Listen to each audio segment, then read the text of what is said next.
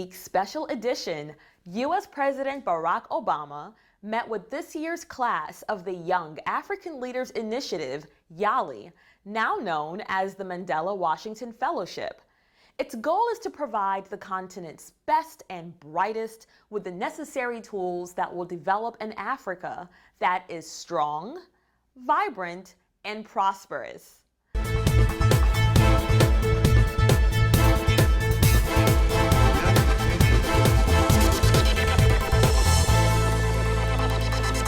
Hello everyone, I am Stella Monica Mpande.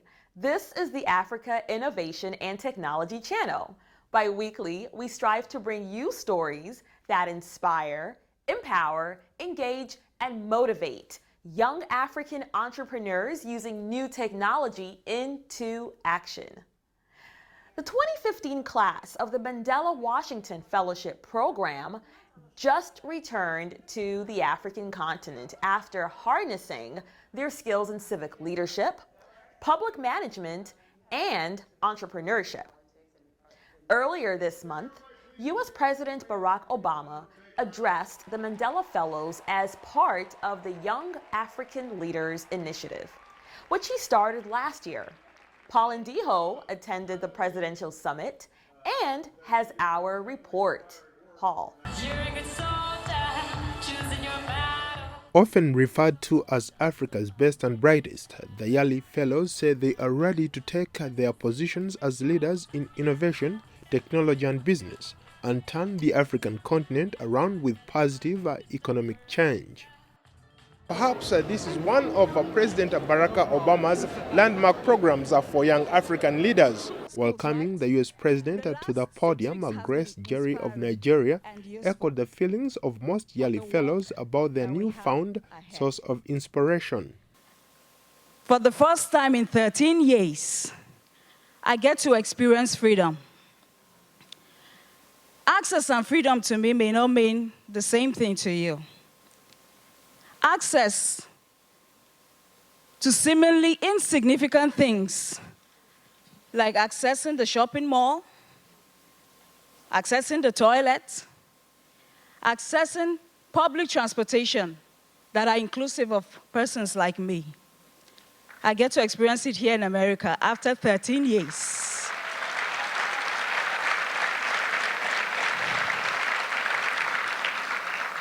I represent a huge community of persons with disabilities who do not have faces, who do not have voices. I get to experience, after so many years, what inclusion and access should be for them.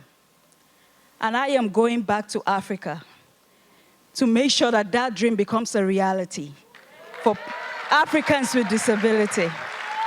In his address, U.S. President Barack Obama said that this year's class of YALI Fellows came at a significant time, just as he had just returned from a trip to Africa.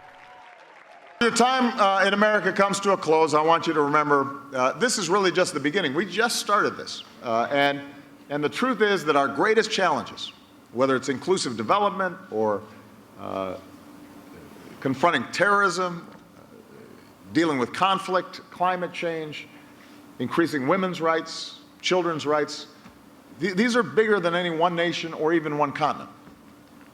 Our hope is that 10, 15, 20 years from now, when you've all gone on to be ministers in government or leaders in business or pioneers of social change, that you'll still be connecting with each other, that you'll still be learning from each other, and that together you'll be reaching back and helping the next generation.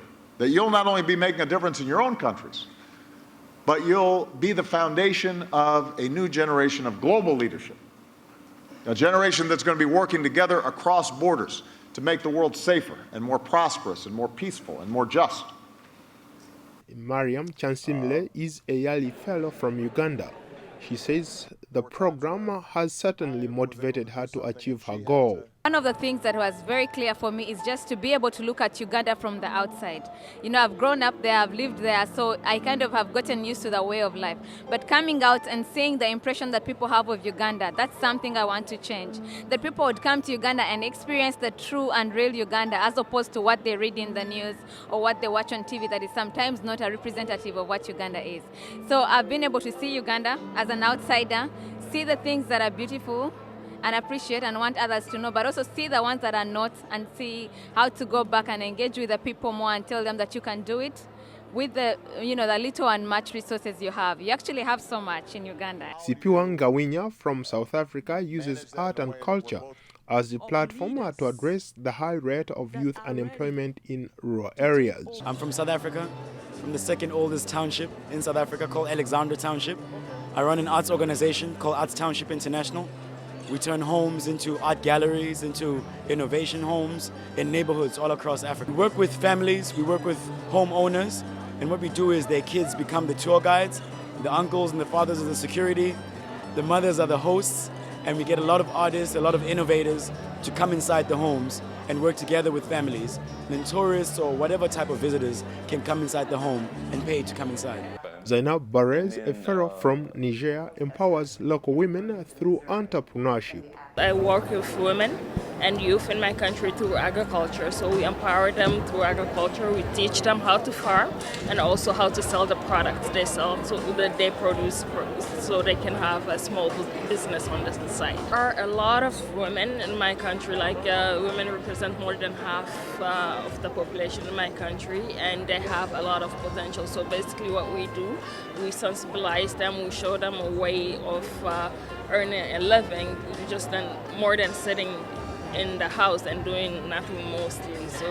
Besides the Yali regional centers in Nairobi, Kenya, President Obama announced that a new facility will open in Accra, Ghana, and 2 more will be opening later in Pretoria, South Africa, Dakar, Senegal, to empower young Africans. Bolanai is a fellow from Ethiopia and could not agree more. He wants the youth of Africa to stop thinking about being employed and find innovative ways of self-employment. What I do back home is I'm trying to work with small and medium enterprises in Ethiopia, supporting them to incubate businesses and accelerate their businesses. I focus so much on youth. I work with youth between the age of 19 and 35, supporting them to have access to information, to talk to each other about their problems, and also be a part of the solution for themselves and link them to possible opportunities like small grants. So this initiative, I think, is what brought me here. And for Nelisua Fente from South Africa, President Obama's speech struck a chord among the Mandela Washington Fellows. This fellowship has been incredible. I think for me, one of the big things is that it's timely for us. We are the ones that we have been waiting for. Everybody in Africa speaks about leadership and how, leadership is going to get Africa to the next level. I think what this fellowship has done for me is to make me very confident about the continent, learn more about my fellows from different continents, and know that this is the right time for us. So I'm very excited to go back home and to implement all the things that we have learned from the different universities here in the United States. President Obama implored the youth followers to become agents of positive change in Africa by rebuilding their countries and creating an environment in which young people can succeed. Reporting for the African Innovation and Technology Channel, Paul Ndiho, Washington, D.C. Thank you, Paul, for that wonderful, insightful report. Still to come on the African Innovation and Technology Channel, we'll hear more from other Yali Fellows about their experiences in the United States and how they plan to implement what they learned here back home. We'll take a short break, but before we go, we want to know what you think about the Africa Innovation and Technology Channel and the stories that we cover. Join the conversation on Twitter and Facebook. Also, you can check us out on our YouTube channel.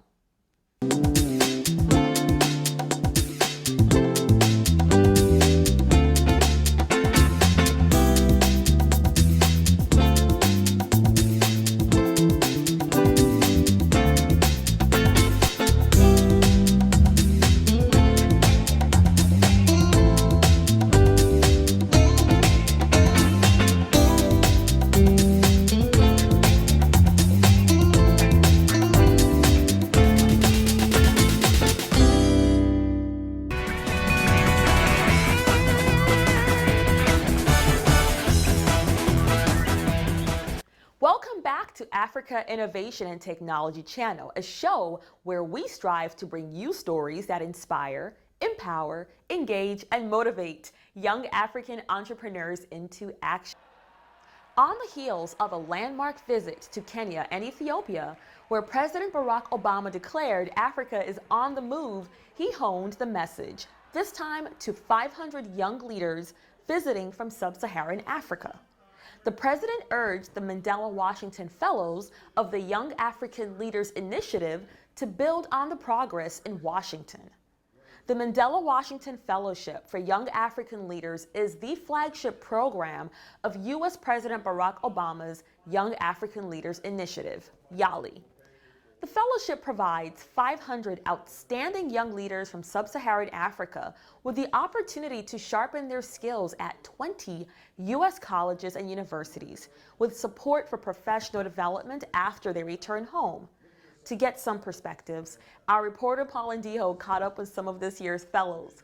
They shared their experiences and what they plan to do once they get back home. Yeah, I certainly feel empowered after an experience of 6 weeks working with communities, working with organizations just like the one I work for back home, and of course looking at the issue that I would like to contribute to solving in my country, that is youth unemployment. I definitely have got a lot of empowerment that I'm going to take back home to be able to implement some of the basic ideas that I've seen the Americans use to have solutions provided to their community. Under the civic engagement, usually in Uganda, we want to look at the grand things, but it is the small things that create a solution at the end of the day. So I've got a lot to learn from that, and that is what I'm taking back home. I definitely think that Africa has got too much potential, and zoning in on Zimbabwe, we've got young, vibrant people who are inventing stuff, who are taking over tech spaces, who are creating great apps. But the thing is, the enabling environment for you to be able to really prosper, or you should be able to really thrive in business, sometimes is not there. And then obviously economic problems and all sorts of things. So what I'm taking away from this program is that sometimes you have to buck the system. And I don't mean buck the system in terms of doing anything illegal, but in terms of being so innovative that even the lack of money can't hold you down. I've been seeing some really weird ideas that have taken over the world. For example, Facebook just doesn't make sense. You know what I mean? It's a guy who sat in his dorm and he thought, how can I get girls on campus or something like that? And then he started this thing, but now it's taken over the world.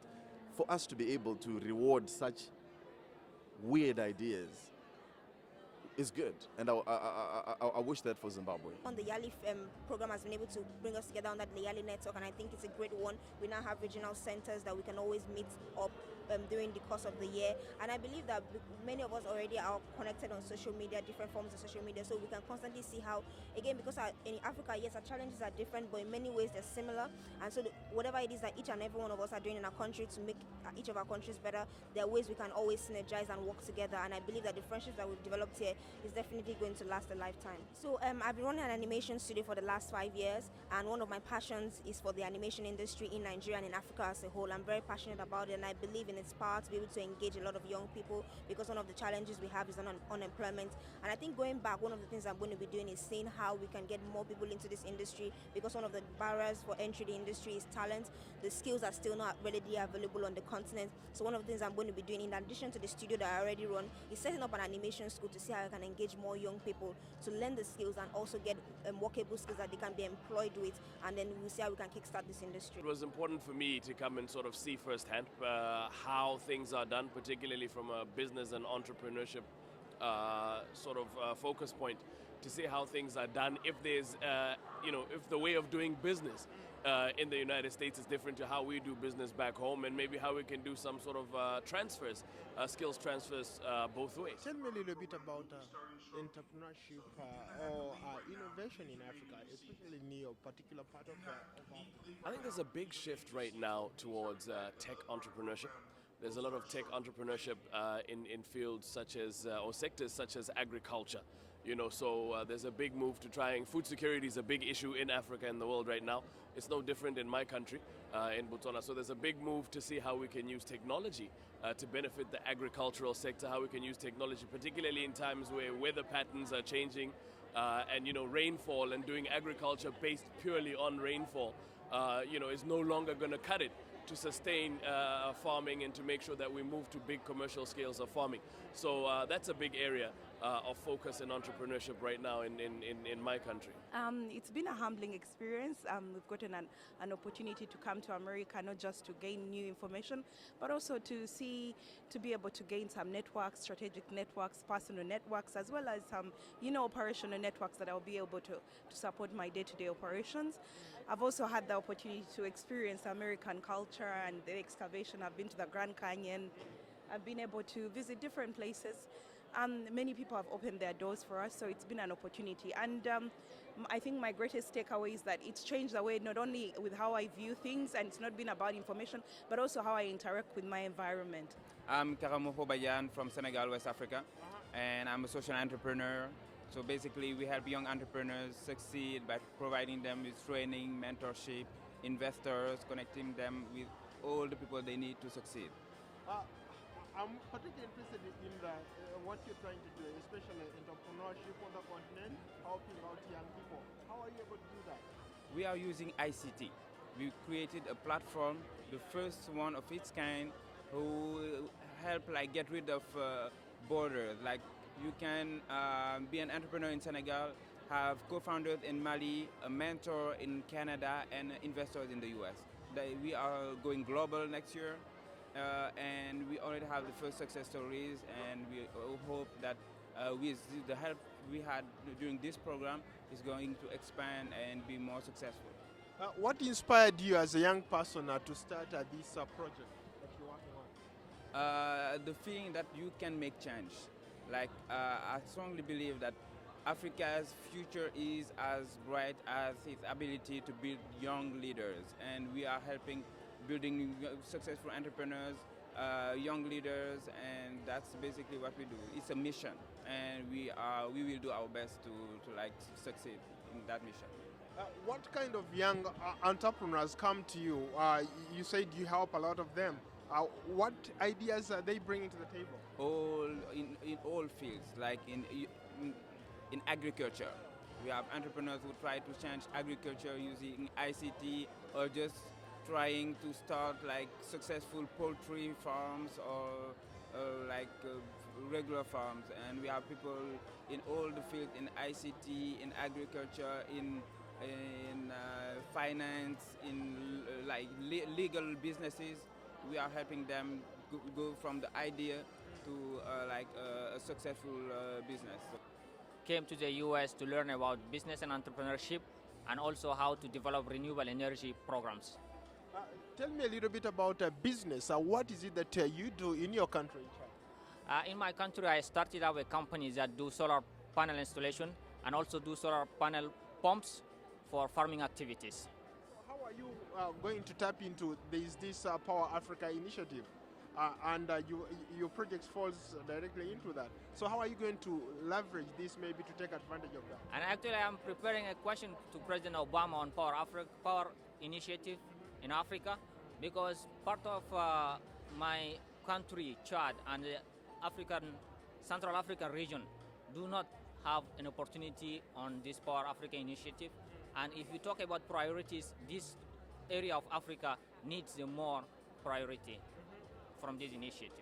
In today's presidential summit, President Barack Obama speaks about gender equality and the need for us to incorporate this issue into all development projects. And that fits within my work. I run a mentorship program for young women and girls affected by conflict in northern Uganda. And I feel proud because my issue, which is passionate to me, has been addressed. And I believe by going back home, this issue will be addressed if we bring on board men and boys to work on the issue to make sure gender equity and justice is addressed in post-conflict northern Uganda. Let's talk about your country, Zimbabwe. How are things in terms of leadership in Zimbabwe? Well, it's quite interesting because there are a number of developments. Young people are needed to occupy spaces of influence, spaces for leadership. So there's a lot of things that are going on with regard to leadership leadership at grassroots level. And me coming here, it's testimony that young people are occupying such relevant spaces. As a young person, what do you want to see changed in Zimbabwe? Well, I would like to see women and young people occupying more areas of influence, business, social leadership, as well as environmental and other areas that young people and women have been marginalized from. I run a social enterprise that equips rural schools with technology to improve access and just to bridge that digital divide. I think one of the most powerful things the President spoke about was access to education. As I'm also an entrepreneur, so I was also torn between education and entrepreneurship, because I do believe that entrepreneurship is the vehicle that will bring Africa out of poverty.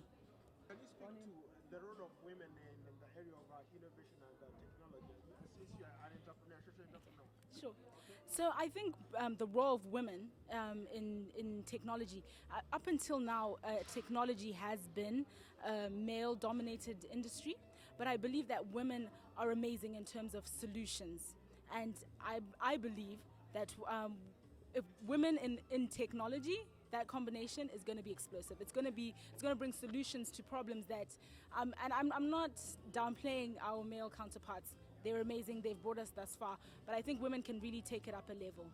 I have a passion for entrepreneurship because I have seen the journey of how much you can change people's lives through entrepreneurship. You create solutions, you create employment, and you even give hope to a generation that did not have hope. And so what we are doing back home is a project that trains and enhances the capacity of women entrepreneurs, specifically to engage in public procurement and take up more government contracts. What we are aiming to do is increase the profitability of women-owned enterprises and to give them access to markets and access to financing, because we believe that women entrepreneurs have got a solution to economic development. If you have people who are always thinking about getting government jobs and getting employed with maybe with ministries and agencies, then it doesn't offer well for the country. That is the kind of a country that I come from in.